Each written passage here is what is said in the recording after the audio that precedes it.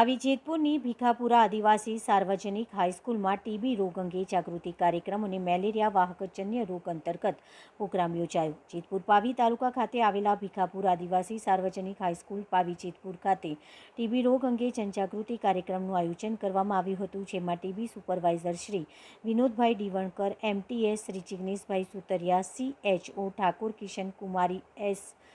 MPHW Prakashbhai Makwana, FHW Sangitaben Vinaben અને આશા મંજુલાબેન અને હાઈસ્કૂલના principal Shri Champakbhai કે રાઠવા તેમજ તમામ શિક્ષક સ્ટાફ અને ધોરણ 9 થી 12ના વિદ્યાર્થીઓ શાળામાં ઉપસ્થિત રહી ટીબી રોગ વિશે તાલુકા ટીબી સુપરવાઇઝર વિનોદભાઈ ડીવણકર દ્વારા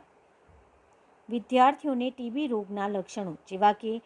2 અઠવાડિયાની ખાંસી આવી, ભૂખ ન લાગવી, વજન ઘટી જવું, છાતીમાં દુખાવો થવો, સાંજના સમયે ઝીણો ઝીણો તાવ આવવો, ગળફામાં લોહી પડવું, નિદાનમાં એક્સરેની તપાસ કરવી, ગળફાની તપાસ કરાવી, સારવાર અને નિક્ષય પોષણ યોજના હેઠળ આપવામાં આવતી સહાય અને ટીબી મુક્ત ભારત કરવા માટે